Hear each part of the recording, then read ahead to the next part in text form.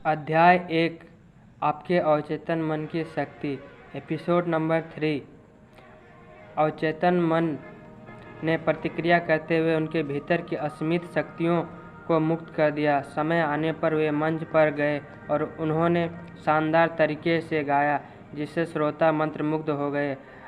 आपने अब तक जो सीखा है उससे आप समझ सकते हैं कि रूसो मस्तिष्क के दो स्तरों को समझते थे, चेतन या तार्किक स्तर और अवचेतन या अतार्किक स्तर। आपका अवचेतन मन प्रतिक्रियाशील है। यह आपके विचारों की प्रकृति के अनुरूप प्रतिक्रिया करता है। जब आपका चेतन मन के रूसों का छोटा में डर, चिंता और तनाव से भरा होता है, तो आपके अवचेतन मन बड़े में नकारात्मक भाव प्रभावित होने लगते हैं। ये नकारात्मक भाव चेतन मन में दहशत, आशंका और निराशा भर देते हैं। जब आपके साथ ऐसा हो तो आप भी महान के रूसों के उदाहरण पर अमल कर सकते हैं। आप दृढ़ता और पूरे अधिकार से अपने अधिक गहरे मन में उत्पन्न अतार्किक भावों से कह सकते हैं, चुप रहो, शांत हो जाओ, मैं नियंत्रण में हूँ। तुम्हें मेरे आदेश का पालन करना है। तुम मेरी आज्ञा का पालन करने के लिए विवश हो। तुम वहाँ दखल नहीं दे सकते जो तुम्हारा क्षेत्र नहीं है। जब आप अपने अधिक गहरे स्वरूप की अतार्किक भावनाओं से दृढ़ता और अधिकार से यह बोलेंगे तो परिणाम देखकर आप मंत्रमुग्ध हो जाएंगे। आपका मन शांति और सद्भाव से भर जाएगा। अवचेतन मन चेतन मन के अधीन रहता है, इसलिए इसे अवचेतन कहा जाता है। कार्यविधि का बड़ा अंतर। चेतन मन समुद्री जहाज का कप्तान है। वह जहाज को दिशा देता है। वह इंजन रूप के लोगों को आदेश देता है, तभी वे बॉयलर, यंत्रों और बाकी उपकरणों को नियंत्रित करते हैं। उन्हें यह पता नहीं होता है कि वे कहाँ जा रहे हैं। वे तो सिर्फ कप्तान के आदेश का पालन करते हैं। अगर कप्तान कंपास और बाकी यंत्रों के आधार पर गलत या दोषपूर्ण निर्देश जारी कर दे तो जहाज चट्टानों से टकरा सकता है। इंजन रूम के लोग कप्तान के आदेशों का पालन करने के लिए बाध्य है, क्योंकि वही बॉस है। क्योंकि उसे यह पता होना चाहिए कि वह क्या कर रहा है, इसलिए इंजन रूम के लोग कप्तान से बहस नहीं करते या पलटकर कुछ नहीं कहते। वे तो बस चुपचाप उसके आदेशों का पालन करते हैं। कप्तान अपने जहाज का मालिक होता है और बाकी लोग उसके आदेशों का पालन करते हैं। इसी तरह आपका चेतन मन आपके जहाज का कप्तान और मालिक होता है। आपके शरीर, आपके परिवेश और आपसे जुड़ी सभी मामलों का चेतन मन अपने विश्वास तथा अनुमानों के आधार पर आदेश देता है और आपका अवचेतन मन चुपचाप उन आदेशों को मान लेता है। यह आदेशों पर सवाल नहीं करता, यह नहीं पूछता कि वे किस आधार पर दिए जा रहे हैं। अगर आप खुद से बार बार कहें, मेरे पास इस चीज़ को खरीदने के लिए पैसे नहीं हैं, तो आपका अवचेतन मन आपकी बात मान लेता है। वह यह सुनिश्चित कर देता है कि आपके पास अपनी मनचाही चीज़ खरीदने के लिए कभी पैसे ना रहें। जब तक आप यह कहते रहेंगे, मेरे पास उस कार, छुट्टियों, उस घर के लिए पैसे नहीं हैं, तब तक आपका अवचेतन मन आपके आदेशों का पालन करता रहेगा। आप जीवन में इन चीज़ों को कभी नहीं खरीद पाएंगे। आप सोचेंगे कि ऐसा परिस्थितियों के कारण हुआ है। आपको यह लगेगा ही नहीं कि आपने अपने नकारात्मक विचारों से ये परिस्थितियां खुद निर्मित की है। पिछले क्रिसमस ईव पर नीना डब्ल्यू नाम की एक युवती, जो दक्षिणी कैलिफोर्निया यूनिवर्सिटी की छात्रा है, बिवर्ली हिल्स के एक बेहतरीन शॉपिंग इलाके से गुजर रही थी। उसके मन में उमंग थी। वह बफेलो, न्यूयॉर्क में अपने परिवार के साथ छुट्टियां मनाने जाने वाली थी। जब नीना एक दुकान के पास से गुजरी तो उसकी निगाह डिस्प्ले विंडो में रखे एक सुंदर स्पेनिश लेदर बैग पर पड़ी। उसने उसे हसरत से देखा, फिर कीमत देखते ही उसके मुंह से आह निकल गई। वह खुद से कहने वाली थी, मैं इतना महंगा बैग कभी नहीं खरीद पाऊंगी। तभी उसे मेरे लेक्चर का यह वाक्य याद आया, कभी भी किसी नकारात्मक वाक्य को पूरा मत करो, इसे तत्काल उलटकर सकारात्मक कर दो और आपके जीवन में चमत्कार हो जाएंगे।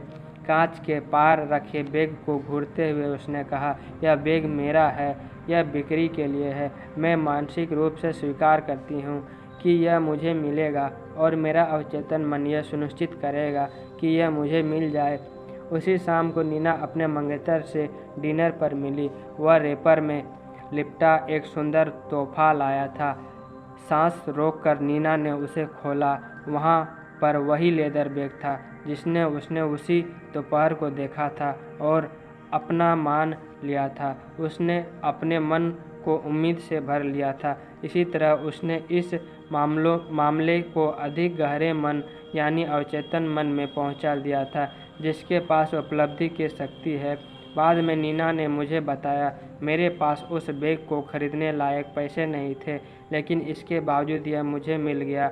अब मैं जान चुकी हूँ कि मुझे धन और बाकी चाही गई चीज़ें कहाँ मिलेगी। वे सब मुझे अपने भीतर के शाश्वत खजाने में मिलेगी। उसके अवचेतन ने किस तरह प्रतिक्रिया की। कुछ महीने पहले मुझे रूथ ए नामक महिला का पत्र मिला जिसने मेरे भाषण सुने थे।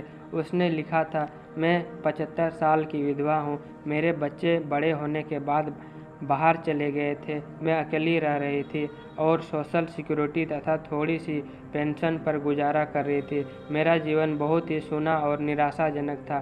फिर मुझे अवचेतन मन की शक्तियों पर आपका भाषण याद आया। आपने कहा था कि दोहराव आस्था और उम्मीद के जरिए हम अपने विचार आवेदन अवचेतन मन तक पहुंचा सकते हैं। क्या यह सच हो सकता है? मैंने आजमाने का फैसला किया। मेरे पास खोने के लिए कुछ नहीं था। मैं बार बार पूरी भावना से दोहराने लगी, कोई मुझे चाहता है, कोई मुझसे प्यार करता है। मैं शादीशुदा हूँ और मेरा पति दयालु, प्रेमपूर्ण तथा आध्यात्मिक मानसिकता वाला है। मैं सुरक्षित और सुखी हूँ। मैं लगभग 2 हफ्ते तक हर दिन यह बात कई बार दोहराती रही।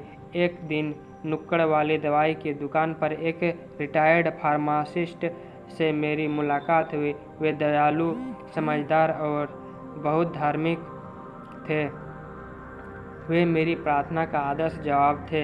1 हफ्ते के भीतर ही उन्होंने मेरे सामने शादी का प्रस्ताव रख दिया। इस समय हम यूरोप में हनीमून मना रहे हैं। मैं जानती हूँ कि मेरे अवचेतन मन की बुद्धिमत्ता ही हमें दोनों को इतने करीब लाई थी। रुथ ने पाया कि खजाना उसी के भीतर था। उसकी प्रार्थना उसके दिल को सच्ची लगी और उसकी सकारात्मक उसके अवचेतन मन में उतर गई, जो रचनात्मक साधन है। जिस पल उसने दृढ़ता से यह तस्वीर देखी, उसके अवचेतन मन ने आकर्षण के नियम द्वारा जवाब खोज लिया।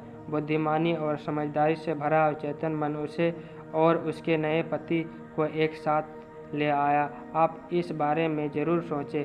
जो भी चीज़ें सच्ची है, जो भी चीज़ें ईमानदार है, जो भी चीज़ें न्यायपूर्ण है, जो भी चीज़ें शुद्ध है, जो भी चीज़ें प्यारी है, जो भी चीज़ें अच्छी है, अगर कोई आस्था और अगर कोई प्रशंसा है तो इन चीज़ों के बारे में सोचें। याद रखने लायक विचार, खजाना आपके भीतर है। अपनी दिली इच्छा का जवाब भीतर खोजें।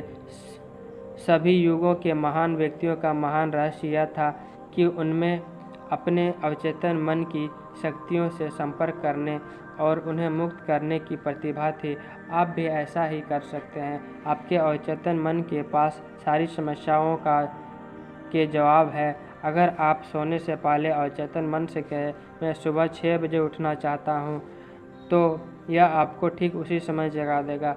आपका अवचेतन मन आपके शरीर का निर्माता है और आपका उपचार कर सकता है। हर रात आदर्श सेहत के विचार के साथ सोने जाएं और आपका वफादार सेवक यानी अवचेतन मन आपके आदेश का पालन करेगा। हर विचार एक कारण है और हर परिस्थिति एक परिणाम। अगर आप पुस्तक लिखना चाहते हैं, बढ़िया नाटक लिखना चाहते हैं, अपने श्रोताओं के सामने बेहतर भाषण देना चाहते हैं, तो यह विचार, भावना और प्रेम के साथ अपने अवचेतन मन तक पहुंचा दें। वह इस पर इसी अनुरूप प्रतिक्रिया करेगा। आप जहाज के कप्तान की तरह हैं। आपको सही निर्देश देने होंगे, वरना जहाज दुर्घटनाग्रस्त हो जाएगा। इसी तरह से आपको अपने अवचेतन मन को सही आदेश, विचार और तस्वीरें देने होंगे, जो आपके सभी अनुभवों को नियंत्रित करता है। इस तरह के वाक्यों का प्रयोग कभी ना करें। मेरे पास इसके लिए पैसे नहीं हैं, या मैं यह काम नहीं कर सकता। आप जो सोचते हैं, आपका अवचेतन मन उसी बात को सच मान लेता है। वह यह सुनिश्चित करता है कि आपके पास कभी पैसे ना रहे, या वह काम करने की क्षमता ना रहे जो आप करना चाहते हैं। इसके बजाय दृढ़ता से कहें, मैं अपने अवचेतन मन की शक्ति से सारे काम कर सकता हूँ। जीवन का नियम विश्वास का नियम है। विश्वास आपके मस्तिष्क का एक विचार है। उन चीज़ों में विश्वास ना करें जो आपको नुकसान या चोट पहुंचाए। अपने अवचेतन मन की शक्तियों में विश्वास करें। यह विश्वास रखें कि वे आपका उपचार करेंगी, प्रेरित करेंगे, शक्तिशाली और समृद्ध बनाएंगी। आपके विश्वास के अनुरूप ही आपको मिलेगा। अपने विचारों को बदल ले, आपकी तकदीर खुद ब खुद बदल जाएगी।